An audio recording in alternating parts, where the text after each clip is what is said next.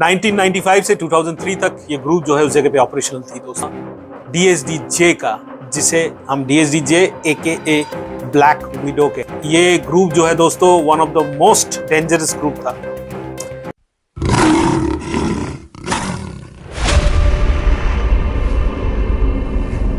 तो दोस्तों आज नॉर्थ ईस्ट के एक सिग्निफिकेंट इंसर्जेंट ग्रुप, जिसे हम हिंदी में अलगाववादी ग्रुप कहते हैं, उसके बारे में हम बात करने वाले हैं, जिस ग्रुप का नाम है DHD, दीमा हालम डाउगा। आगे बढ़ने से पहले दोस्तों मैं डिमासा कम्युनिटी के बारे में आपको थोड़ी सी जानकारी देना चाहता हूँ। ये डिमासा कम्युनिटी का एक इतिहास है दोस्तों, बहुत पुराना इतिहास है। ये डिमासा कम्युनिटी प्रेजेंटली जो है दोस्तों दीमा हसाओ में रिसाइड करती है। वहाँ पे उनका खुद का एक डिस्ट्रिक्ट है जो असम का एक लौता हिल डिस्ट्रिक्ट है।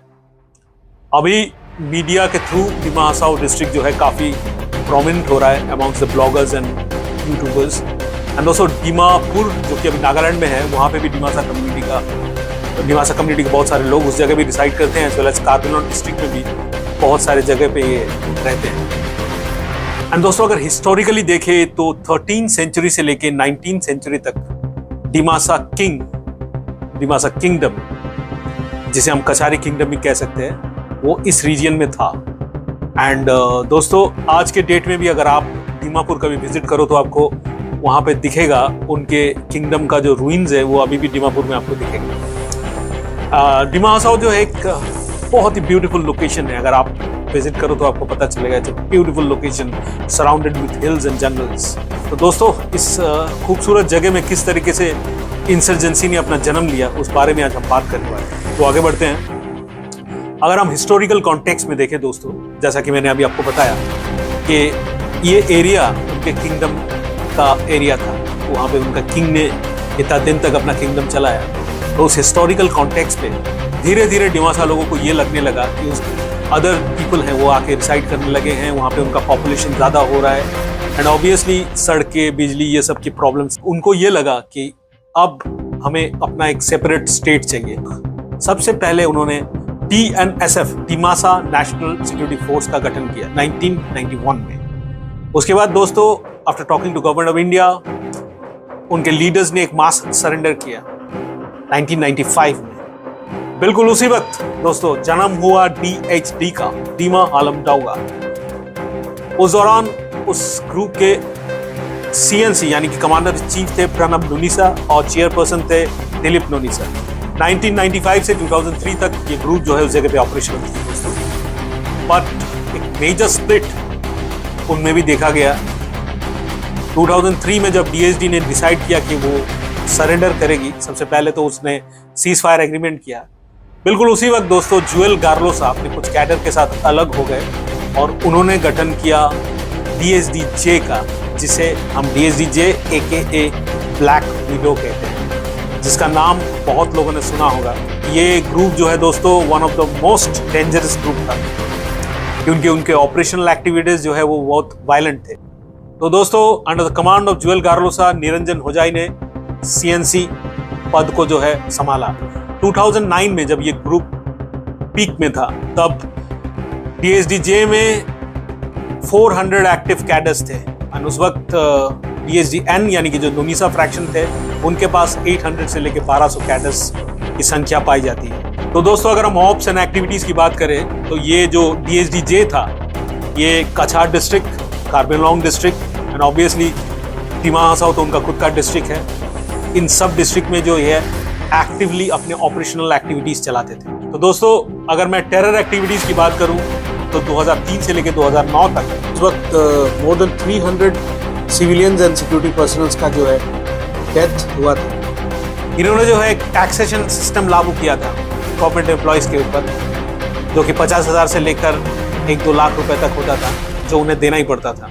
पैसेंजर ट्रेन में भी इन्होंने अटैक किया था एक वक्त पे, और इस ग्रुप के द्वारा एक ऐसी घटना घटी थी दोस्तों, जिसके बाद ये ग्रुप का न्यूज़ पूरे न्यूज़ मीडिया में छा गया था। तो उस वक्त वहाँ के CM and also Congress party के कैंडिडेट पूर्णेंदु लंगठासा के मर्डर में भी इन लोगों का इन्वॉल्वमेंट था, एज वेल एज निंदू लंगठासा, जो कि वहाँ के एग्जीक्यूटिव मेंबर थे, उनका किलिंग इस ग्रुप ने किया था। उसके बाद जो है इस ग्रुप का नाम हर जगह फैल गया। ये घटना जो है दोस्तों 2007 की है। अगर मैं एक्सटर्नल लिंक्स की बात करूं दोस्तों, तो इस ग्रुप का बहुत डीप रूटेड कनेक्शन था NSCNIM के साथ, क्योंकि NSCNIM जो है इस ग्रुप की ट्रेनिंग एज वेल एज इसकी फंडिंग दोनों किया करते थे। वेपन्स ट्रेनिंग जो है वो NSCNIM के द्वारा इस ग्रुप को मिली थी, एंड उनकी फंडिंग भी, इनिशियल फंडिंग भी NSCNIM ही किया करते थे। एंड एज वेल एज बहुत सारे ऑपरेशन में NSCNIM के कैडर्स भी DSDJ के कैडर्स के साथ इकट्ठे होके काम करते थे। अब मैं सीज फायर की बात करूं तो दोस्तों 2003 में जब यूनियन गवर्नमेंट के साथ DSD के अर्लियर लीडर्स की बात हुई तो जनवरी 1 को उन्होंने अपना सरेंडर किया, बट 3 शर्तों के साथ में। सबसे पहला शर्त था suspension of operation between the both parties. दूसरा ये था दोस्तों कि डेजिग्नेटेड कैंप उनको मिले अपने कैडर्स के लिए, जो कि बाद में डिमा हसाओ में भी और कार्बन लॉन डिस्ट्रिक्ट में भी बनाया गया, JMG, जॉइंट मॉनिटरिंग ग्रुप। इस जॉइंट मॉनिटरिंग ग्रुप के द्वारा एक कमिटी बनाई जाएगी, जिस कमिटी के द्वारा इन सब के जो ग्रीवेंसेज हैं, जो भी इनके कंप्लेंट्स हैं, इन सबको मॉनिटर किया जाएगा और इस बारे में विचार किया जाएगा। दोस्तों इंसर्जेंसी एक ऐसा सब्जेक्ट है, इसके बारे में अगर हमने अच्छे से जानकारी नहीं रखी तो हमें जो है उसका डीप रूटेड कॉज पता नहीं चलेगा। हर एक इंसर्जेंसी मूवमेंट के पीछे कोई ना कोई कॉज ज़रूर है। अगर हम उस कॉज के बारे में ना जाने तो फिर हमें उस चीज़ के बारे में जो है सही जानकारी नहीं मिलेगी। इसलिए दोस्तों इस वीडियो के माध्यम से मैं चाहता हूँ कि आप सब लोग जो भी ग्रुप्स के बारे में मैं बात कर रहा हूँ, उनका हिस्टोरिकल बैकग्राउंड, उनका कम्युनिटी बैकग्राउंड आप जानें, तभी आपको पता चलेगा कि एक्चुअल में ये जो मूवमेंट्स स्टार्ट हुए हैं नॉर्थ ईस्ट में, उसके पीछे का कारण जो है एटलीस्ट आप एनालाइज कर पाओगे। छोटे छोटे जो है डिमासा कम्युनिटी के ग्रुप्स कुछ एरिया में एक्टिवेटेड है।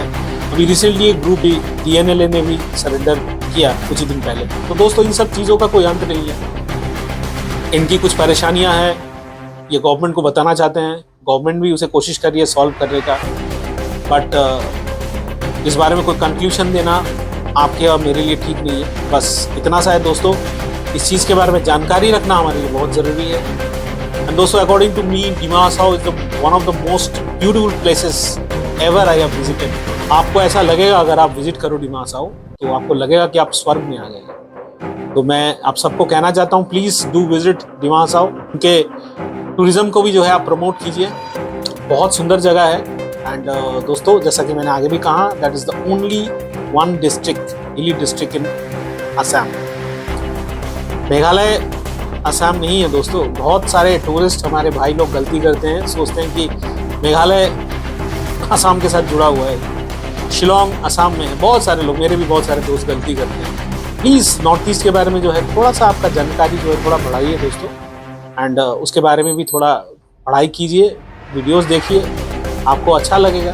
एंड इंसर्जेंसी का जो एक बड़ा इतिहास है वो भी अच्छे से अगर आप जानेंगे तो आपको बहुत इंटरेस्ट मिलेगा इस सब्जेक्ट में। मेरा वीडियो बनाने का मकसद यही है दोस्तों। अल्फ़ा, NSCNIM ये सब तो बड़े ग्रुप्स हुए, इसके बारे में बहुत सारी वीडियोज़ जो है इंटरनेट पे अवेलेबल हैं, बट ऐसे बहुत सारे जो है ग्रुप्स हैं जिनके बारे में बहुत कम इन्फॉर्मेशन आपको मिलेगा इंटरनेट में। मेरी कोशिश यही है कि मैं उन सब चीज़ों के बारे में आपको जानकारी दूं ताकि आपको जानकारी मिले इन सब चीज़ों के बारे में। यही मेरा एंड हमारे टीम का प्राइमरी ऑब्जेक्टिव है। चाहता हूँ कि आगे भी मैं ऐसे कुछ इंटरेस्टिंग सब्जेक्ट्स जो है आपके साथ शेयर करूँगा। And be safe, be fit. जय हिंद, जय भारत।